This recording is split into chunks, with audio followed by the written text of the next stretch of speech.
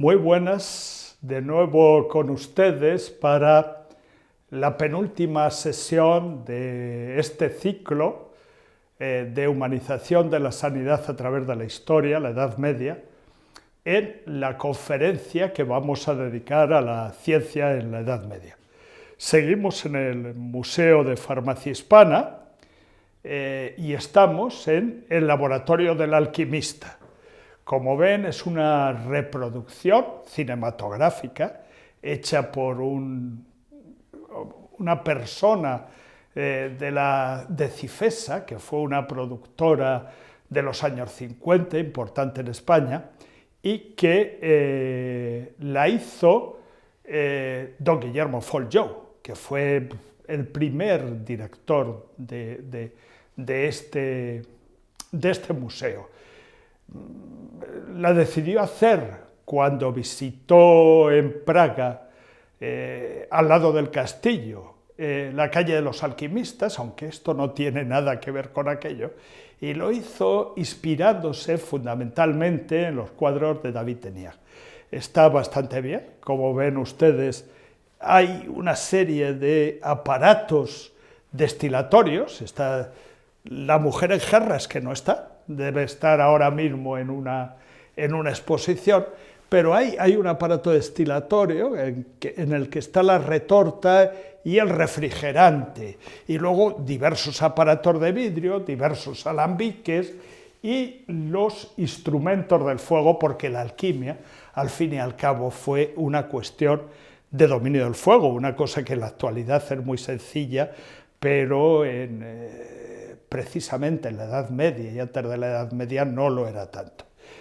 Quien va a dar esta charla es el que es ahora mismo el director de este museo, que es el profesor don Antonio González Bueno.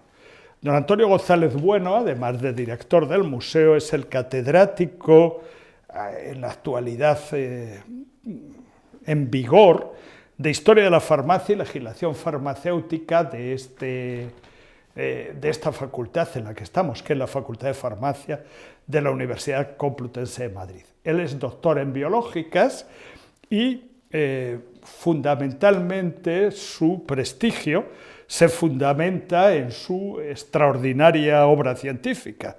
Es autor de más de 200 trabajos publicados, ha publicado ya 39 libros, y se dedica fundamentalmente a historia de la botánica, historia de la farmacia, historia de la industria farmacéutica española. Ha participado también como comisario en multitud de exposiciones y tiene un montón de lugares de responsabilidad. Es el director de la Sociedad de Docentes de Historia de la Farmacia de España, también es el presidente de la Sociedad de Historia de la Ciencia Española, en fin, aparte de esto es miembro de la Academia Internacional d'Histoire de la Pharmacie, que es nuestra academia internacional, es miembro de número de la Real Academia Nacional de Farmacia, también es académico correspondiente de la Academia de Doctores, de la Academia de Farmacia de Castilla y León y de alguna otra, es decir, pertenece a varias instituciones y tiene una multitud de premios para la edad que tiene. Fundamentalmente la plaqueta Scheller de la Sociedad Alemana de Historia de la Farmacia, y actualmente ha recibido también un premio del Colegio de Farmacéuticos de Madrid. ¿Qué quiere decir? Bueno, pues que tiene muchas ocupaciones. Tanto él como yo, cuando ocupaba su lugar, teníamos demasiados puestos, sí, pero no es porque queramos acaparar muchas cosas, sino porque historiadores de la ciencia, historiadores de la farmacia, somos muy pocos y, desgraciadamente, cada vez pues vamos siendo menos. Él ha tenido la amabilidad de ocuparse de de todo lo que tiene que ver con la ciencia durante la Edad Media. Él no es, evidentemente, un especialista en la época medieval, pero sí ha escrito varias cosas, es decir, es un estudioso y pues ha aceptado él dar esta charla, por lo cual personalmente le estoy muy agradecido. Ya con ustedes, como aquí poco espacio, se va a quedar el doctor Antonio González Bueno. Permítanme que comience con una premisa evidente para los historiadores, pero que quizás no lo sea tanto para los otros científicos. En la Edad Media, en la Castilla del Cid y de Alfonso X, en el Urgel de Alfredo el Belloso y de Pedro II y en el Aragón de Ramiro II, hubo científicos y se generaron nuevos conocimientos. Hubo ciencia. Quizás, absortos en el paradigma actual, tendamos a considerar la alquimia, la astrología o la magia como elementos antagónicos de la ciencia. Pero en los tiempos alfonsíes, quienes las practicaban tenían pleno conocimiento de participar con su trabajo en el avance del saber. El método generalmente empleado, el escolasticismo, no supuso una dependencia absoluta de la verdad teológica defendida por la Iglesia católica. Fue un sistema que requería de la recopilación, ordenación y análisis de la información, bien por su propio conocimiento, bien por su posible utilidad. No fue solo un método docente, también fue un método de pensamiento que permitió gestar una filosofía natural, un modo de entender el mundo y la naturaleza. Tampoco podemos negar que la presencia del pensamiento cristiano está permanentemente presente bajo los argumentos eclesiásticos. Pero esto no desmerece el trabajo de quienes especularon, trabajaron y escribieron durante estos años. La escolástica vino a relevar a la teología monástica, una disciplina que tenía como fin el profundizar en los escritos bíblicos y patrísticos. El método escolástico argumenta y discute sobre los datos recibidos. Ambiciona progresar mediante el acopio de corolarios y de conclusiones, hasta intentar construir un sistema intelectual novedoso. La ciencia medieval no sigue un camino unívoco. No solo coexisten ideas distintas, sino que se aprecian corrientes de flujo y reflujo en el pensamiento, desde las metafísicas tomistas a la reacción agustiniana contra su aristotelismo o a la negación de los universales por la escuela franciscana con San Buenaventura, Escoto y Guillermo de Ockham a su cabeza. El final del primer milenio tiene, además de su simbolismo, un cierto valor cronológico por marcar el resurgir de la cultura europea, el final del periodo de la Alta Edad Media. No es todo un periodo negro, aunque sí bastante sombrío, desde la visión del historiador de la ciencia. Fueron los siglos de la Baja Edad Media tiempos de intentos recopiladores, tal las etimologías de Isidoro de Sevilla hacia el 600 o los escritos de Beda el Venerable a comienzos del siglo VIII. Dos copias reiteradas en los scriptorium monacales, aunque rara vez se respetara la literalidad del texto o se comprendiera lo transcrito. El despertar científico de Europa vendrá ligado al renacer de la vida económica y social de sus pobladores, en torno al siglo XI, cuando el aumento del comercio y la circulación de moneda y el incremento de las relaciones internacionales favoreció el intercambio de ideas y de los textos en que éstas se expresaban. La ciencia no gozó de un desarrollo espectacular durante el medioevo, pero tampoco sufrió un paralizante estancamiento. Ya en 1923, el historiador norteamericano Lynn Tordink señaló que ni la Edad Media había sido tan mediocre en este ámbito, ni el Renacimiento tan brillante como acostumbraba a pensarse. Y para Alistair Crombie, desde el siglo XIII, el universo permitió unir lo cuantitativo con lo cuantitativo y se estableció entonces ya un método científico premoderno. Baste recordar los escritos del franciscano Robert Grosseteste, profesor de la Universidad de Oxford y con posterioridad obispo de Lincoln, autor de Lineis Angulis et Figures, un pequeño tratado donde introduce el razonamiento geométrico en ciencias naturales, en el cual claramente señala la utilidad del estudio de las líneas, de los ángulos y de las figuras para conocer la filosofía natural. Y a su discípulo, el también franciscano Roger Bacon, quien señaló en su Opus Minor la imposibilidad de comprender las cosas de este mundo sin conocer las matemáticas y el que solo la experiencia nos haría comprender la totalidad de las cosas.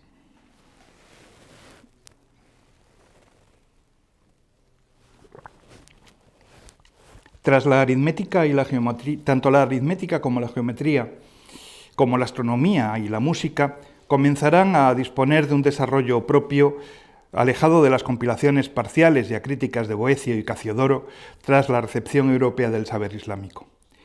El cálculo sería practicado mediante un ábaco de columnas, divulgado a través de los escritos de Herberto de Aurillac, luego Papa Silvestre II, a través de una regula de ábaco computi y de Numerorum Divisione, donde incluye algunas novedades sobre el sistema de quebrados. Será Adelardo de Bath quien continúe esta labor con textos como Regula Abaci. Estos tratados, fundamentalmente textos teóricos, tuvieron pronto su correlación práctica. El pisano Leonardo Fibonacci aplicó el álgebra teórica a la contabilidad de la tienda que su padre tenía en Bugia y escribió y difundió en Europa la utilidad práctica del sistema de numeración indo-arábigo frente a la numeración romana. A él se debe la sucesión numérica que lleva su nombre. De la difusión europea de la anotación número indo-arábica se ocuparon los calendarios y almanaques en los que se fijaban las fiestas religiosas móviles. No obstante, la anotación romana mantuvo su presencia hasta bien entrado el siglo XVII. La geometría clásica, la que se ocupaba de medir áreas y volúmenes, fue empleada por los constructores medievales para trazar los nervios de las bóvedas de arista o definir el acople de pesos en el diseño de un arco. Pero la interconexión entre álgebra y geometría no contó con un texto escrito que la sustentara, hasta donde podemos saber por los fondos conservados. Habremos de esperar a que Nicole d'Oresme, obispo de Lisieux, redactara un Tratatus de Figuratione Potentiarum, donde se establecen las bases iniciales de esta geometría analítica. Uno de los elementos centrales de preocupación para los científicos medievales fue, como en tiempos anteriores y posteriores, el origen del universo y los problemas relacionados con su génesis y desarrollo. La respuesta no es tan sencilla ni lineal como podría desprenderse de una lectura lineal de la literatura hexameral. Por otra parte, muy abundante durante la época medieval, tanto en el mundo judío como en el cristiano. Hasta la segunda mitad del siglo XII, el universo se concebirá de un modo platónico. Tras los trabajos de las escuelas catedralicias, dos concepciones se encuentran enfrentadas. Por un lado, el sistema aristotélico presenta un universo formado por un conjunto de esferas concéntricas cuyo eje central pasa por el centro de la Tierra, el planeta inmóvil. Por otro lado, el sistema tolemaico plantea un conjunto de construcciones geométricas donde el eje de los planetas no pasa por el centro de la Tierra, sino por la línea de unión entre la Tierra y el Sol. Obviamente, ambos sistemas son teóricamente incompatibles. No fueron estas las únicas teorías astronómicas discutidas en el medioevo, aunque sí las de mayor trascendencia. El italiano Pietro di Abano sugirió el libre movimiento de las esferas por el espacio, y los franceses Jean Buridan y Nicole d'Oresme mantuvieron el movimiento giratorio de la Tierra, mientras las esferas restantes permanecían inmóviles. Estas teorías ya se encontraban esbozadas por pensadores griegos. La convicción de que los cuerpos celestes influyen en el nombre en razón de su fecha de nacimiento, una teoría que no está reñida con la ortodoxia católica, mantuvo abierto el camino de la astronomía judiciaria. La observación del cielo estrellado, recibió una atención mayor que el de la sola elaboración del calendario litúrgico.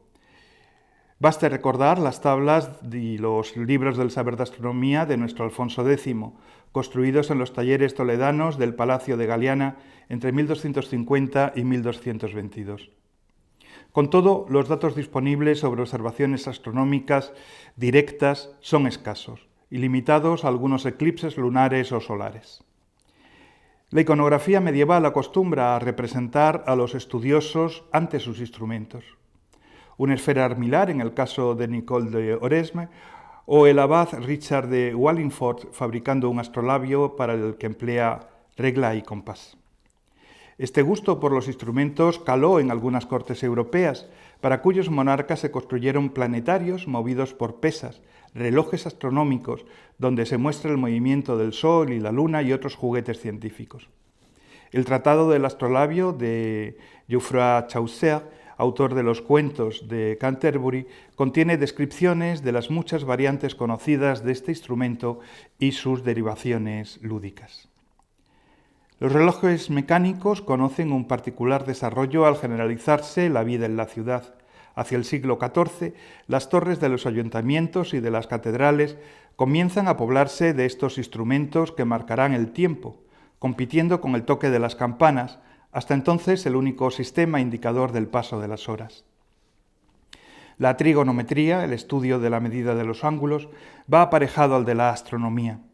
En este ámbito tuvo especial peso la Escuela de Oxford, particularmente los cálculos de tangentes realizados por John Maudit y las adaptaciones de las tablas alfonsíes para Oxford realizadas por el benedictino inglés Richard Wallingford, que dotan a esta disciplina de un sólido bagaje. En sus formulaciones matemáticas, la óptica siguió subordinada a la geometría. Los fenómenos estudiados giran en torno a la reflexión y refracción de la luz. El arco iris fue razón de estudio en el Círculo Franciscano de Oxford, con Robert Grosseteste y Roger Bacon al frente. Mas no solo ellos, también el dominico alemán Dietrich de Freiburg, quien realizó aportaciones singulares sobre este mismo problema, entre ellas el analizar por separado las formas y los colores de esta manifestación meteorológica de evidentes connotaciones ópticas. La mecánica también conoció algunos avances, en especial tras la matematización de su estudio. Así ocurrió en el análisis de la velocidad del movimiento, donde Giordano Nemorarius logró probar en su Elementa Jordani los desplazamientos virtuales sobre la palanca de ángulos y el movimiento de planos inclinados. La brújula, un instrumento decisivo para poder navegar, en especial ante la ausencia de sol, fue conocida en Europa desde los trabajos del cisterciense Alexander Neckham, en particular su De Nominibus Utensilibus, donde se encuentra una de las primeras referencias, de las referencias más antiguas a este instrumento. A finales del XIII se data la Carta Pisana, una de las primeras cartas marítimas. Mapas terrestres se conocen desde estas mismas fechas. De entonces datan los dibujos del benedictino Mateus París para Inglaterra, con detalles reconocibles de caminos y ciudades. Algo posteriores son los del norte de Italia, realizados por Opicinus de Canistris. Y, por supuesto, el Mapamundi catalán, realizado por la Escuela de Cartógrafos Mallorquines para Carlos V de Francia, en el que las cartas náuticas se combinan con las terrestres. Son mapas sin coordenadas, aun cuando el astrolabio permitía ya conocer la latitud. No es fácil precisar hasta qué extremos un constructor medieval es un empírico, o por el contrario conoce y emplea elementos teóricos en su trabajo. Pero resulta evidente el que pasar de la arquitectura románica a la gótica supone la resolución de problemas de estática, solo solventados en el tránsito del siglo XII al XIII. Los trabajos del arquitecto francés Villard de Honnecourt, fechados entre 1235 y 1240, no son una mera recopilación de dibujos. Al menos en parte contienen también anotaciones que hacen pensar en un protocuaderno técnico. El románico, el estilo predominante entre las construcciones europeas de los siglos XI a principios del XIII, no presenta otro medio de contrarrestar el abovedado que aumentando el grosor de los contrafuertes. La originalidad de la arquitectura gótica queda vinculada a los elementos transmisores de empujes. Bóvedas de crucero, arbotantes y arcos ojivales. Elementos que no solo permiten resolver problemas mecánicos o constructivos, también suponen un ahorro de materiales y una nueva forma de mostrar la espiritualidad. Esta nueva forma de construcción comienza a hacerse presente en la abadía de Saint-Denis, en particular en su coro, construido entre 1140 y 1144 por el abad Suger, consejero de Luis VI el Gordo y de Luis el Joven, quien hizo derribar el deambulatorio carolingio de la antigua abadía para erigir una necrópolis dinástica francesa. El modelo fue seguido por otras catedrales, como las de Narbonne, Sens y Auxerre. En Inglaterra, William de Sens utilizó esta nueva forma de entender la arquitectura en la construcción del coro de la Catedral de Canterbury, destruido por un incendio en 1174, y que ese mismo año se aprestó a reconstruir, quizás teniendo presente su visión de la Catedral de Sens.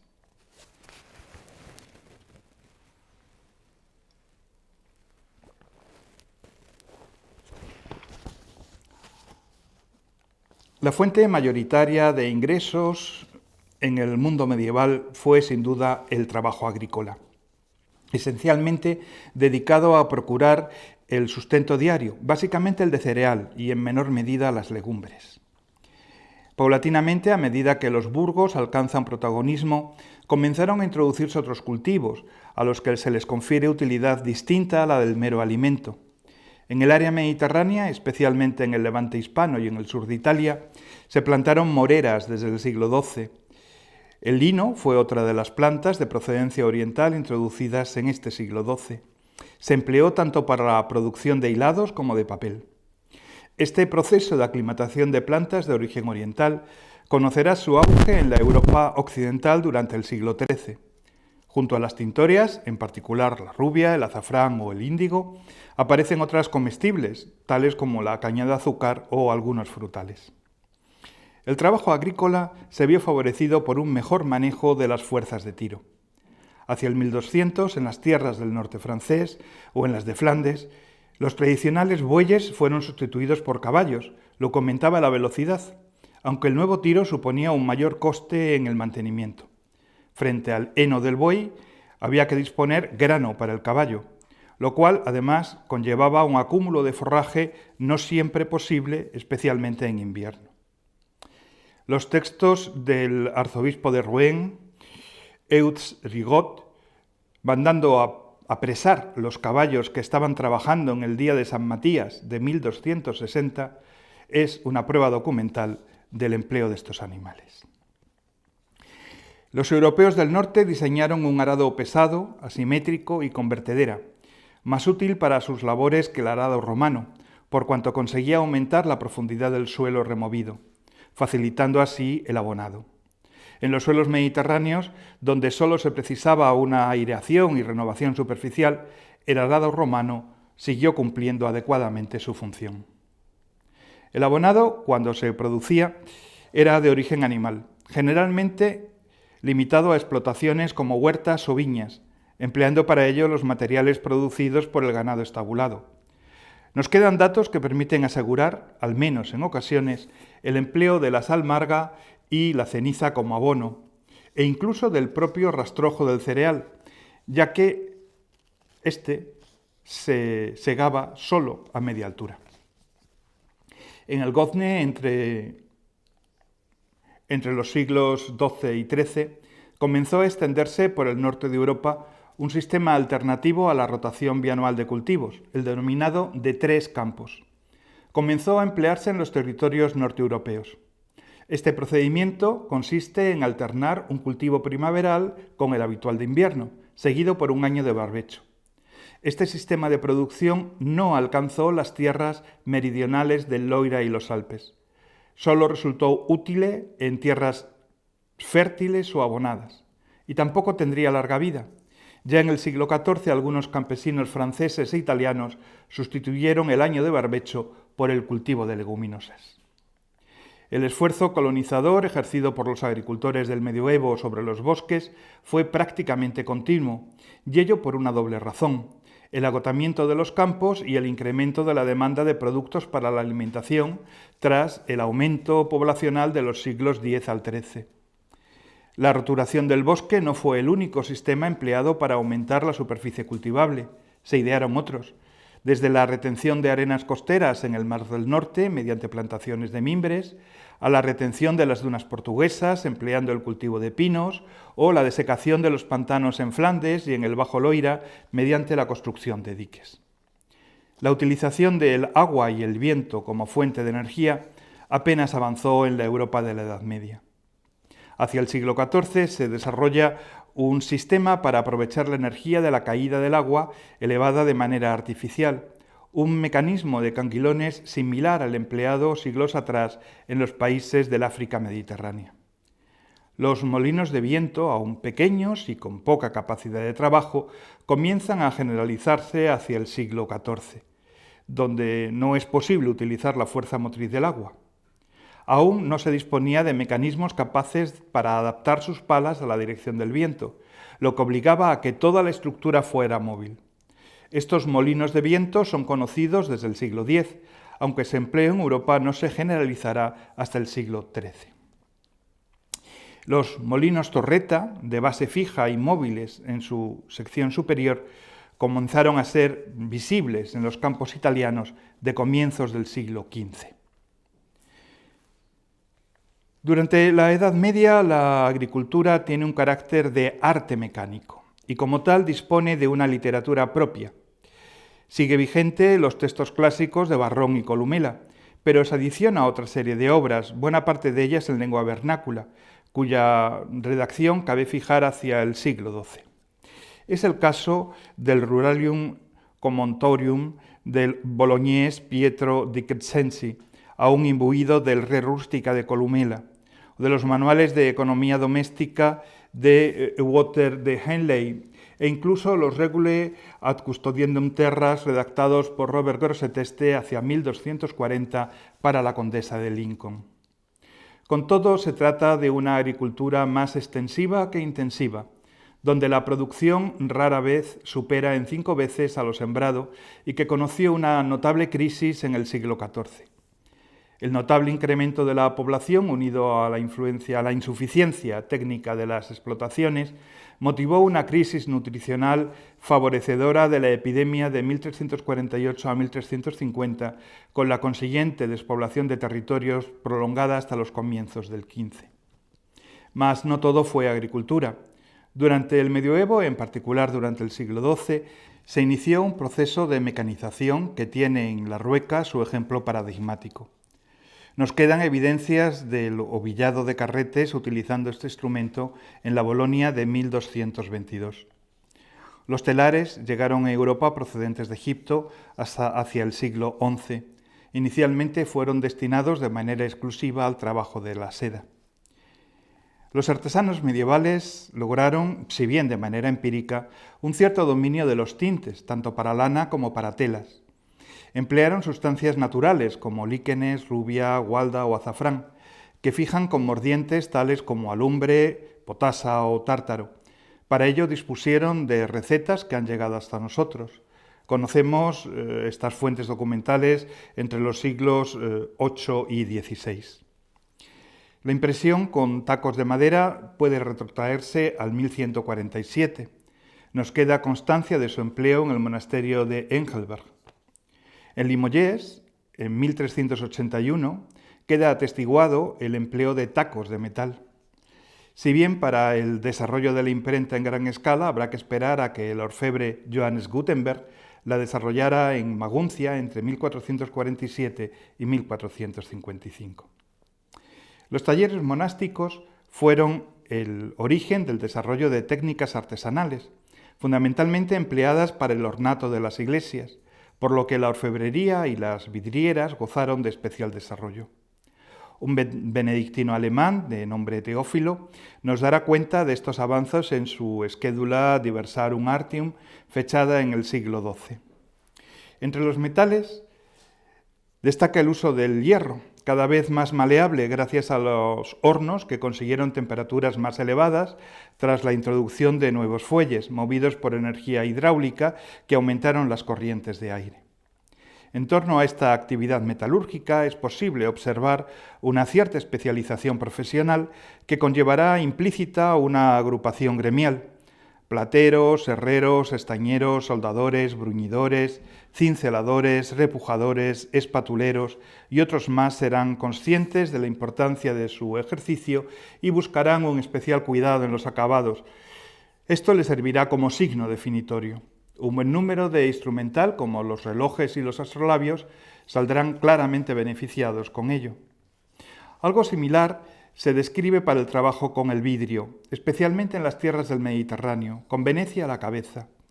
En particular, desde que hacia 1450 Angelo Baroviag, soplador de vidrio veneciano, inventó el cristallo, un vidrio transparente casi incoloro. A partir de este momento, los artesanos realizaron sus mejores obras en sus afamados vasos esmaltados. Este aumento de la perfección del acabado será especialmente útil para los materiales empleados en la observación, particularmente las lentes, que comenzaron a gozar de cierta precisión en el gozne entre los siglos XIII al XIV, pero también los frascos destiladores y otros aparatos similares en los que se buscaba la transparencia del cristal, su neutralidad y su fácil limpieza. El bronce fue otro de los metales especialmente trabajado en la Edad Media, no solo para piezas ornamentales, en las que el acabado volvió a convertirse en seña de identidad, también para la construcción de otros elementos como campanas y cañones, en las que resultaba básico el cuidado en la proporción de la mezcla para su fundido y el posterior trabajo del pulido de las piezas. En el caso de las campanas, para conseguir el tañido adecuado, y en el de los cañones, para lograr una buena ignición de la pólvora, cuyo uso aparece ya referido en el Liber Ignium, un manuscrito datado en 1300.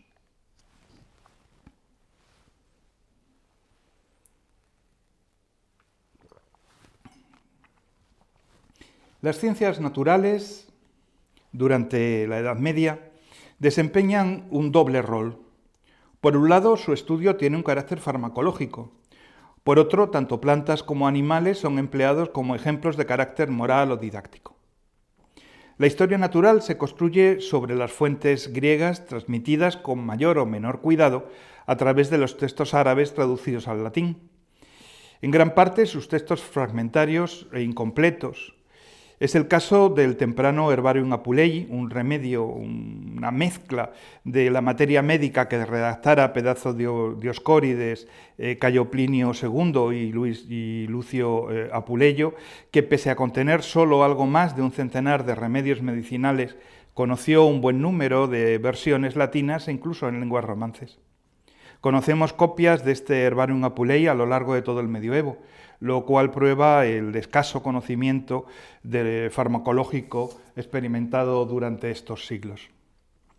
En ocasiones, los autores medievales ofrecen algunas compilaciones, carentes de espíritu crítico, meras superposiciones de autores anteriores, de la que las etimologías y biorígenes de Isidoro de Sevilla, el de Viribus Herbarum, traducido o atribuido, mejor dicho, al abad Odo de Meu, más conocido como Macer Floridus, o el Liber Simplicis Medicinae, asignado a la abadesa Hildegarda de Bingen, son una buena representación. Sin embargo, la obra farmacológica de más amplio impacto posterior puede ser el Liber de Simplici Medicinae, más conocido como Circa Instans, atribuido a Mateus Planetarius, un autor del siglo XII vinculado a la escuela de Salerno. El texto apenas es un listado de drogas con parcas descripciones, pero del que conocemos más de 240 versiones manuscritas en diferentes lenguas y que por tanto cabe considerarlo como un modelo para los textos medievales que le siguieron. Estos suelen presentarse ordenados alfabéticamente, lo cual supone un retroceso frente a sistemas anteriores como el esbozado en la propia obra de Dioscórides. Es cierto que han llegado hasta nosotros referencias a huertos o jardines, tanto en ámbitos monásticos como cortesanos. Eran espacios relativamente pequeños, habitualmente cuadrados, en ocasiones subdivididos mediante enredaderas o setos, cerrados a la sociedad circundante, por eso son conocidos como hortus conclusus, en los que se cultivaban plantas comestibles, algunas medicinales, fundamentalmente aromáticas, y unas pocas de flor, azucenas, lirios, rosas, etc. No son plantas cultivadas al azar, sino que entrañan un profundo lenguaje simbólico. Las rosas representan el amor a Dios, las azucenas la virginidad, los manzanos el pecado original, las fresas, con hojas trifoliadas, el misterio de la Trinidad, las enredaderas, la ambición, los cedros, la cordura, los morales, la prudencia, y así hasta poco más de medio centenar de plantas. En el centro del espacio solía ubicarse un árbol o una fuente. El árbol es la imagen que representa el conocimiento del bien y del mal. La fuente es un símbolo, el del manantial y origen de la vida. Con el tiempo, la estructura de este espacio se complicará, en particular en los jardines cortesanos, adquiriendo la organización de laberinto, pero también es simbólico. El laberinto es el símbolo de la búsqueda de la verdad. Este mismo carácter moralizador y didáctico subyace en la utilización de las formas naturales como elementos de capiteles, relieves y misericordias, a través de una simbología que engarza con la tradición de Esopo o de Séneca, cristianizados por la pluma de San Ambrosio. La propia etimología Sibiorígenes de Isidoro de Sevilla cobra mayor sentido si se entiende más como un texto moralizante que como una enciclopedia pseudocientífica. Hacia el siglo XIII comienzan a introducirse cambios significativos en buena parte debidos a la pluma de Alberto Magno. Su De Vegetalibus incluye un esquema clasificatorio próximo al de Teofrasto y en De Animalibus hace suyas las ideas de Aristóteles sobre la reproducción y la embriología animal. Con todo, no fueron estos los textos empleados para difundir en Europa el conocimiento sobre la anatomía animal, sino los tratados de cacería, una actividad altamente popular entre la nobleza, en particular la cetrería. Al círculo de Federico II de Hohenstaufen se debe un De Arte Verandicum Avibus, un texto de evidente inspiración aristotélica en el que se incluyen interesantes aportaciones sobre la anatomía y las condiciones de vuelo de las aves. Lo exótico tuvo también su espacio en las cortes medievales. Ya en el siglo XI, los reyes normandos disponían de un remedo de caza de fieras establecido en Bugtock, por decisión de Henry I, trasladado hacia 1204 a la Torre de Londres por decisión del rey John, Juan sin tierra. William de Malmesbury describió este espacio con leones, leopardos, linces, camellos y otros animales exóticos. La escuela de Salerno se constituyó como un importante elemento en la transmisión del saber médico. Al poeta arzobispo Alfano, un monje en Santa Sofía, en Benevento y después en Montecassino, de cuyo monasterio de San Benedetto fue abad, se le asigna la traducción de Natura Hominis, del griego Nemesio de Massa. El Regimen Sanitatis Salernitanum, escrito por esta escuela a finales del siglo XII, permaneció como el compendio por excelencia del saber médico hasta bien entrado el siglo XVI. El escolasticismo añadió lógica al trabajo salernitano en un intento de avenir las obras de Hipócrates y de Galeno con los textos árabes y judíos. Es el caso tanto de las traducciones efectuadas por Gerardo de Cremona en el Toledo del siglo XII, del Canon de la Medicina de Avicena o del Liber Almansoris de Races, como de la elaboración de nuevos textos, tal el Conciliator de Pietro Diávano. En torno al siglo XIII aparece una nueva literatura médica, los Consilia, una recopilación de estudios de casos médicos donde se incluía la historia clínica de manera individualizada, lo que permitió disponer tanto de buenas descripciones de enfermedades como la peste bubónica, la gota, la tisis, la rabia, etc., como de algunos procesos quirúrgicos. Taddeo Alderotti, un florentino, fundador de la Escuela Médica de Bolonia, generalizó su empleo y a él se unieron otras plumas como las de Bernard de Gordon o Gentil de Florino o Ugo Bonzi, etc. La práctica quirúrgica también conoció cierta evolución. Mientras Roger Salerno, más conocido como Roger Frugandi, seguía manteniendo en su cirugía redactada en el siglo XII la necesidad señalada por Galeno de provocar la supuración de la herida, El toscano Ugo Borgognoni de Lucca propugnó en los comienzos del XIII la limpieza previa de la herida con un antiséptico, el usovino, y su posterior sutura. Una práctica que se generalizó en la Europa del siglo XIV tras su implantación en Francia por Henry de Mondeville. Este Henry de Mondeville, un cirujano de origen normando, actualizó buena parte del instrumental quirúrgico. A él debemos un aparato para extraer flechas o la idea de utilizar piedras imán para sacar las esquirlas de hierro del cuerpo. John Milberg diseñó el tornellus, un mecanismo con el que reducir las dislocaciones, y Guy de Chaulillac ideó un sistema de poleas acoplado a una cama con el que evitar los problemas respiratorios que originan las fracturas de costilla y tratar fracturas que necesitan de extensión. Su cirugía magna, una enciclopedia quirúrgica, tuvo gran difusión en toda Europa hasta el siglo XVI. Con todo, la mayor atención de los cirujanos medievales se centró en las heridas y en las fracturas. El dolor producido sobre el enfermo se vio en parte aminorado por el empleo de una espongia soporífera, presente ya en el Antidotario Nicolai de Salerno, fechado en 1156. Esta espongia soporífera estaba compuesta por opio, mandrágora y beleño a partes iguales. Las disecciones de cadáveres humanos no fueron practicadas hasta el último cuarto del siglo XII. Comenzaron a plantearse con fines legales en Bolonia, donde ya en los comienzos del XIII se convierten en una experiencia habitual. Pronto serían empleados con fines didácticos e incluso tendrían carácter público. Así lo señala Mondino di Lucci en su Anatomía, un texto perviviente durante siglos, hasta que Andrés Vesalio diera a la imprenta su De Humani Corporis Fabrica ya en el siglo XVI. Poco podemos aportar sobre hospitales medievales, más refugios que dispensarios. Dementes y leprosos sí tuvieron lugares propios, pero estos han de entenderse más como espacios de segregación que como centros destinados a la práctica médica.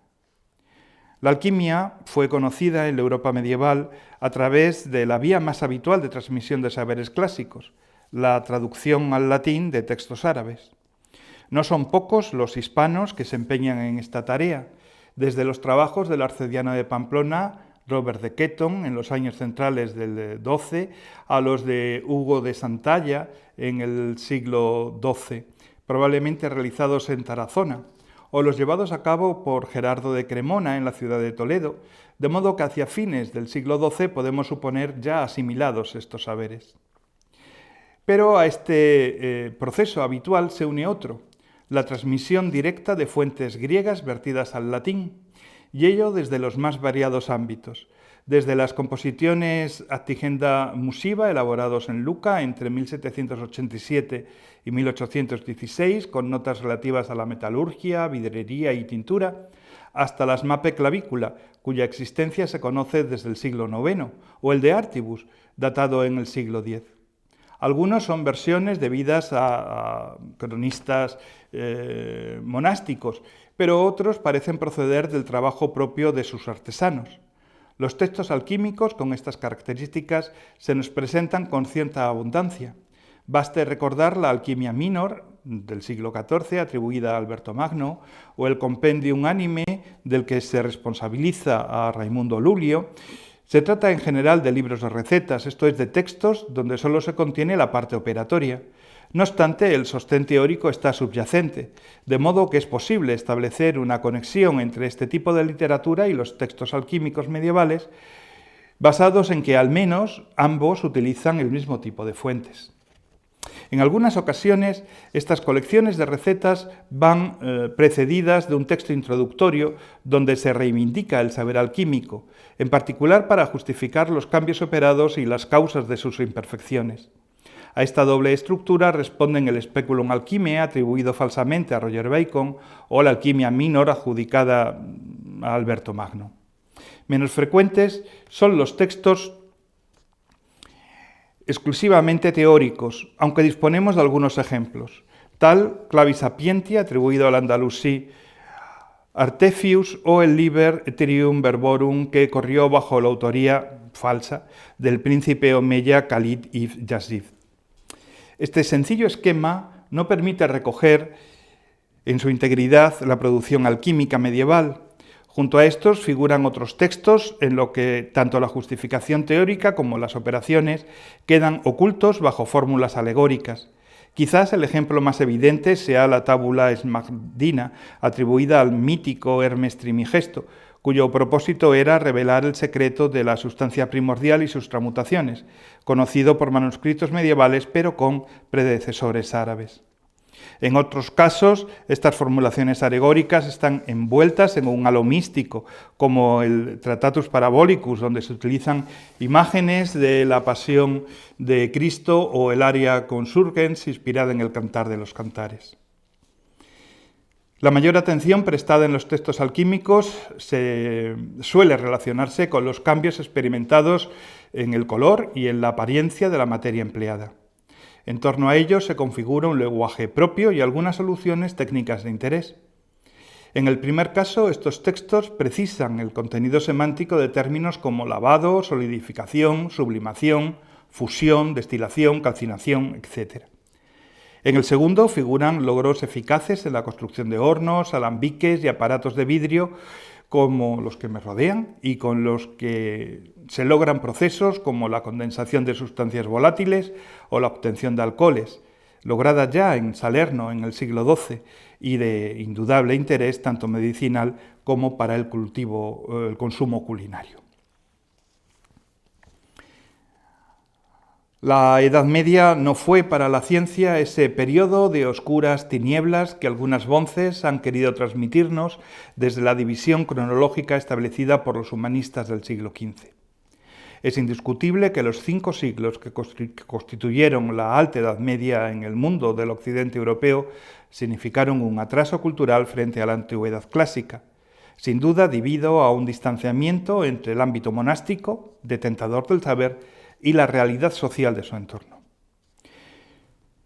La situación cambió con el desarrollo de la burguesía, el florecimiento de las ciudades y las nuevas preocupaciones de los pensadores medievales, quienes de manera individual volvieron a plantearse cuestiones clásicas relacionadas con la vida, el cosmos y la naturaleza de las cosas.